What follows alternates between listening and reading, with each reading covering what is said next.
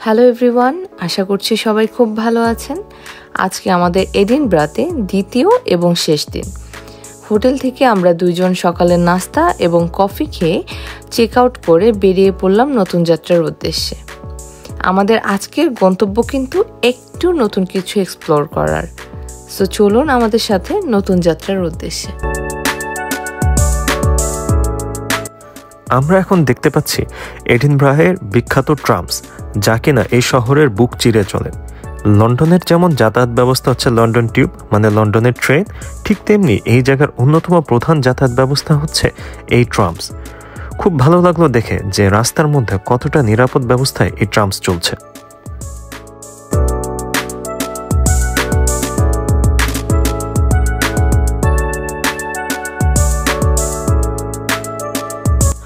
আজকে আমাদের উদ্দেশ্য হচ্ছে এডিনব্রা শহরের খানিকটা শেষ প্রান্তে একটি বিখ্যাত জায়গা আছে, সেখানে যাওয়া। আমরা গতদিনের মতোই সেই ছাদখোলা বাসে করেই সেখানে যাচ্ছি। আমরা আসলে দুদিনের টিকিট কেটেছিলাম, যাতে করে প্রথম দিন শহরের ভিতর ঘুরতে পারি এবং দ্বিতীয় দিন আজকে যেখানে যাচ্ছি সেখানে। জায়গা বললে অবশ্য ভুল হবে, আমরা যাচ্ছি ইউনাইটেড কিংডমের প্রাক্তন রানী দ্বিতীয় এলিজাবেথের পার্সোনাল জাহাজ রয়্যাল ইয়ার্ড অফ ব্রিটানিয়াতে, এবং এটি হচ্ছে সমুদ্রের তীরে। এই যে দেখা যাচ্ছে সমুদ্র, আমরা মনে হয় কাছাকাছি চলে এসেছি।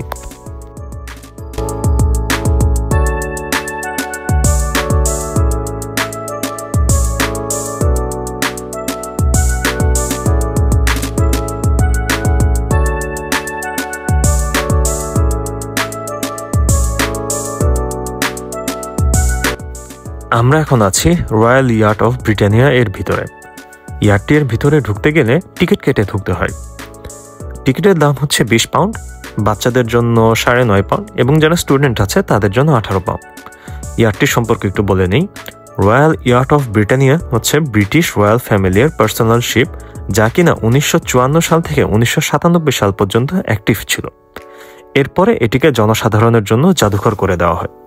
ইয়ার্ডটির উদ্বোধন করেছিলেন এক তরুণ রানী এলিজাবেথ, এবং মজার বিষয় হচ্ছে এখানে বর্তমান রাজা চার্লস এবং বিখ্যাত প্রিন্সেস ডায়ানার হানিমুন সহ 4টি হানিমুন হয়েছিল।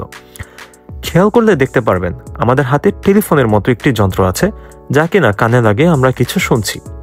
এটি হচ্ছে অডিও ডকুমেন্টারি শোনার জন্য। কোন কক্ষে আছি আমরা, কোথায় কি হয়েছিল তা শোনার জন্য নম্বর দেওয়া আছে, সেগুলো প্রেস করলে শোনা যাচ্ছে ইতিহাস। ভাবতে খুব অবাক লাগছে, যেখানে কিনা ব্রিটিশের রানী থাকতো, হাঁটতো, অবসর সময় কাটাতো, আজকে আমরা সেখানে হাঁটছি, ঘুরছি। এই শিপটি যখন আজীবনের মতো বন্ধ করে দেওয়া হয়েছিল, তখন রানী এলিজাবেথ প্রথম এবং শেষবার প্রকাশ্যে সবার সামনে চোখের পানি ফেলেছিল।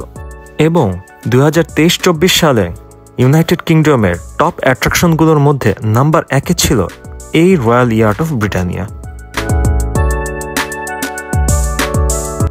ব্রিটিশ রাজ পরিবারের পার্সোনাল খাবারের জায়গা এটি।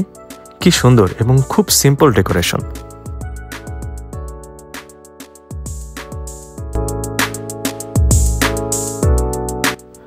আমরা এখন যে বিশাল রুমটি দেখতে পাচ্ছি, এটি হচ্ছে royal dining hall. Royal yard of ব্রিটানিয়ার সবচেয়ে বড় রুম এটি, এবং মজার বিষয় হচ্ছে এই ডাইনিং রুমে Winston Churchill, Rajiv Gandhi, Nelson ম্যান্ডেলার মতো বিখ্যাত লিডার রানীর সাথে ডিনার করেছিল এই রুমে।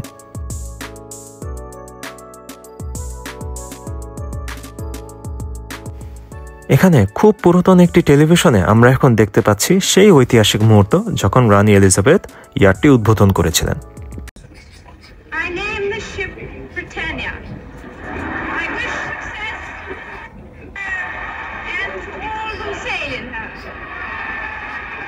Her Majesty releases the traditional bottle not of champagne this time, but of Empire wine.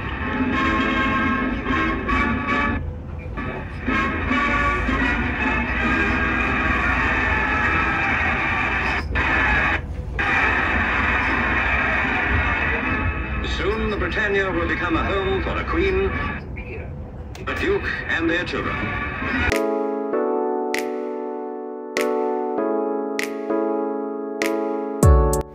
এই জায়গাকে বলা হচ্ছে দ্য সানডেক। এখানে রানী তার অবসর সময় কাটাতেন। খুব সিম্পলভাবে তার অবসর সময় কাটানোর জন্য আফটারনুন টি থেকে শুরু করে ওনার পছন্দের পানীয় এখানে তৈরি করে রাখা হতো।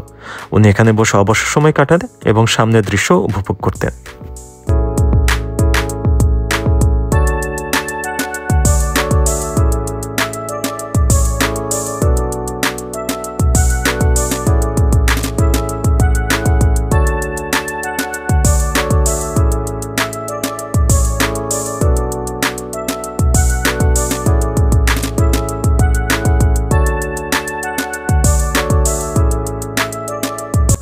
আমরা এখন ইয়ারটির মনে হয় সবচেয়ে গুরুত্বপূর্ণ রুমের সামনে আছি, কারণ এটি হচ্ছে রানীর নিজস্ব বেডরুম। এবং আমরা যদি একটু সামনের দিকে এগিয়ে যাই, দেখতে পাবো দেয়ালে রাজপরিবারের বিভিন্ন ছবি টাঙানো আছে। এবং আরেকটু সামনের দিকে এগিয়ে গেলে এই যে এটি হচ্ছে প্রিন্স ফিলিপ অর্থাৎ রানী এলিজাবেথের স্বামীর বেডরুম। এটাকে বলা হয় দ্য হানিমুন স্যুট। দেখুন, দুটো রুম কিন্তু আলাদা, কিন্তু রুমের মধ্যে করিডোর আছে যাতে এক রুম থেকে আরেক রুমে সহজে আসা যাওয়া করা যায়। রাজপরিবারের রাজকীয় সব সিস্টেম।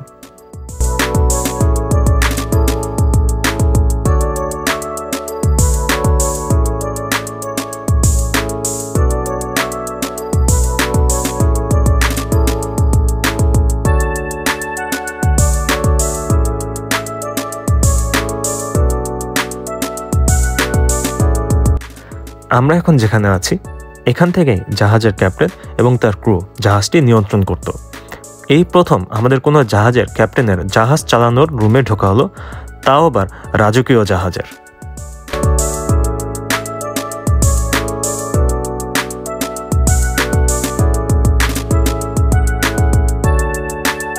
চলে আসলাম জাহাজের ইঞ্জিন রুমের সামনে।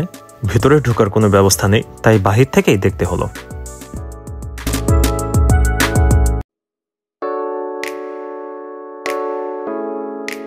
আমার পিছনে যে বিশালাকৃতির স্থাপনাটি দেখতে পাচ্ছেন সেটি হচ্ছে স্কটল্যান্ডের একজন বিখ্যাত লেখক স্যার ওয়াল্টার স্কট এর স্মরণে 1844 সালে নির্মাণ করা একটি মনুমেন্ট।